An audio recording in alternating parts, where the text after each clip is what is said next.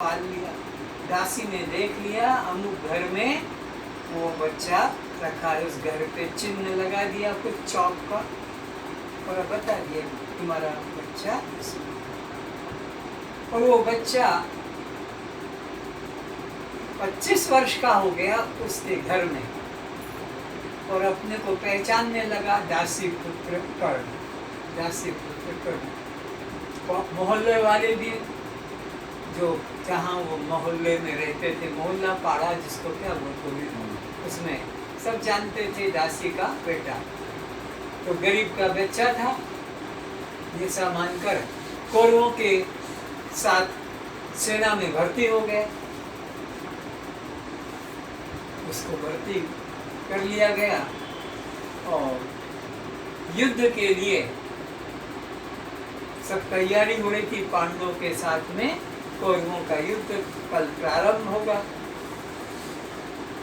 तो ये बात पता लग गई कुंती को कि कल युद्ध प्रारंभ होगा कौरवों और पांडवों के बीच में, तो ये तो अपने छोटे भाइयों को मार डालेगा, क्योंकि उसको जो बच्चा हुआ था सूर्य के आशीर्वाद से और उसको ये आशीर्वाद था कि इसको कोई मार नहीं सकेगा। ये कुंती तो ये बात जानती थी, तो देश बदल कर गई जहाँ वो कर्ण रहता था और कहा कि देख मैं तेरी माँ हूँ और जिनको तू कल मारने के लिए खड़ा हो रहा है वो तेरे छोटे भाई हैं। क्या तू मेरी माँ और वो मेरे दुश्मन, वो मेरे भाई? हाँ, वो जो पांचों पांडव हो वे तेरे छोटे भाई हैं। क्या बात कर रही हो? अरे मैं तेरी असली माँ हूँ और तू सबसे बड़ा है उन पांचों से। ये कैसे?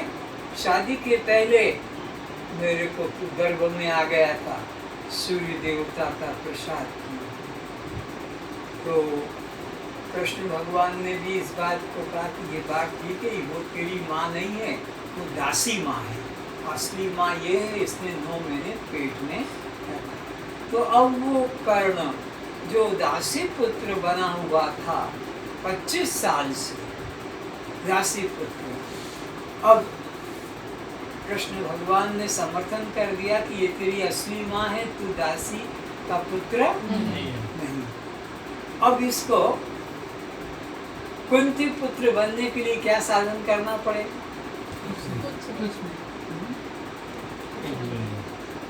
कोई साधन, कोई यज्ञ तप दान स्नान पूजा, क्यों? ये तो जन्मजात कुंती का बेटा ही था, किंतु पाला गया दासी के द्वारा। तो अब इसको मैं पांडव पुत्र हूँ, कुंती पुत्र हूँ, इसके लिए कुछ साधन करने की आवश्यकता नहीं, क्योंकि ये जन्म से ही। ठीक इसी तरह तुम भी जन्म से इन परिवार वालों के बीच में रहकर, भेड़ रूप परिवार के बीच में रहकर सिंह होते हुए भी भेड़ मान लिया, या अपने को ब्रह्म की संतान होते हुए भी अपने को शूद्र मान लिया। ये हमको मराठा है, हमको बंगाली भूया।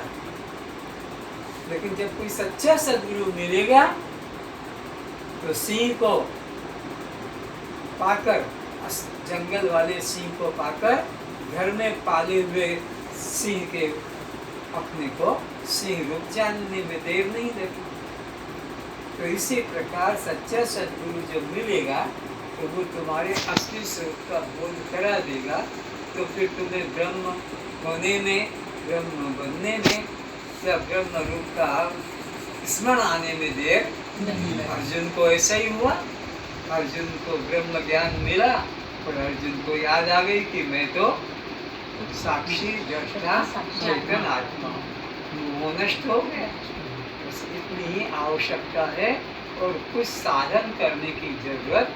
साधन परिवर्तन वहाँ करना पड़ता है जहाँ वस्तु में बदलाहट करना हो, लाना हो, पर परमात्मा तो नित्य प्राप्त है, लाना नहीं। और निर्विकार है, निराकार है, तो बदलाहट भी करना नहीं है। आत्मज्ञान होने से फिर देह का धर्म जन्म मृत्यु, प्राण का धर्म भूख प्यास, मन का धर्म सुख दुख को अपना मानना छूट जाएगा। कब ऐसा होगा? कब छूट जाएगा? आत्मज्ञान जब आत्मज्ञान हो जाएगा। जब आत्मज्ञान हो जाएगा तो फिर प्राण के धर्म, इंद्रियों के धर्म, मन के धर्म, बुद्धि के धर्म या देह के धर्म अपने आप छोड़ने की जरूरत नहीं, क्योंकि तुम हो ही नहीं। जो चीज तुम्हारी नहीं उसका तुमने त्याग कहाँ किया? जो तुम्हारी है ही नहीं, पत्नी तुम्हारी नहीं, पति तुम्हारा नहीं, तो किसी बाप का बेटा या बेटी है, तो जो तुम्हारा है नहीं उसका तुमने त्याग क्या किया? ये मकान तुम्हारा नहीं, इसका तुमने त्याग क्या किया? ये देह तुम्हारा नहीं, इसका तुमने त्याग क्या किया? जब देह तुम्हारा नहीं तो फिर अहंकार करना भी बनना नहीं। अब मुझे सर्वत्र एक परमात्मा ही अर्थात मैं ही मैं अनुभव दृष्टि से दिखाई पड़ रहा है और कुछ नहीं दिखाई देता।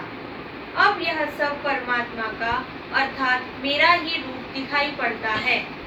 समुद्र में तरंगे उठती है, जितने दूर तक तरंग है वहां तक जल है या नहीं? नहीं।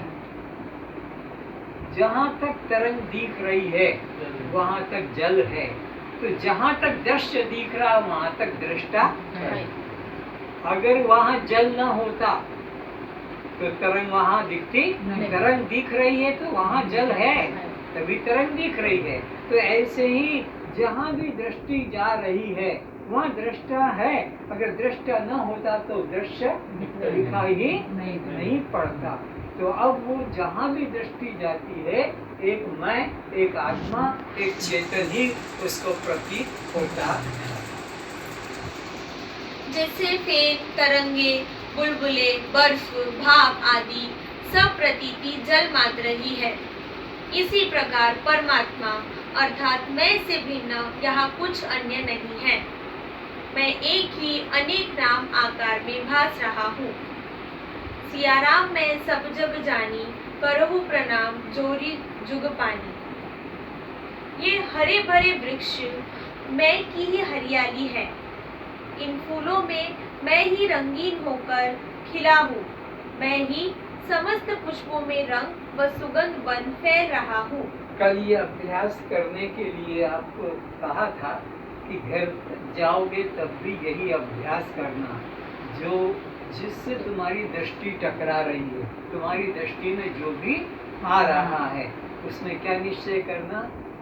यह मैं ही हूँ, यह मैं ही हूँ, या यही करता है, यही भोगता है, यही दो दृष्टियाँ दी थी कि जिसको जो लगे। पर कुछ बस सुना यहाँ का यही छूट गया, तो ऊपर से भोजन बैठ गया, वो नीचे चला गया, दब गया। यही बात अभी यहाँ कही जा रही कि तुमको ये हरे भरे वृक्ष दिख रहे हैं, ये भी सोचो मैं हूँ। इसमें पुष्प खिले हुए हैं, ये भी मैं हूँ। फल लगे हैं, ये भी मैं हूँ। ये डाल पत्र सब, क्योंकि वेद कहता है जबकि सर्वम खल्विदम ब्रह्म, यहाँ एक ब्रह्म के अलावा दूसरा कुछ भी नहीं है। तो तुम दूसरे का भाव रख रहे हो, ये तुम्हारे पाप का लक्षण है। क्योंकि आज वयम भयम भवति, यही बहुत बड़ा महापाप है। दूसरे का भाव रखना, दूसरे का निश्चय करना। मृत्यु स मृत्युम आपनोति यह नान्य पश्यति। कठोपनिषद में उद्दालक जी कहते हैं नचिकेता वो बार बार मरकर फिर मरेगा, मरकर फिर मरेगा, मरकर इन्हें जन्म लेगा फिर मरेगा। तो मृत्यु से मृत्यु को प्राप्त होता रहेगा कौन? जो अपने अलावा किसी और को भी मानता है कि ये अलग देवता है, कि ये अलग है, कि स्त्री अलग है, कि पुरुष अलग है, कि पक्षी अलग है। सब में एक दृष्टि रखना है।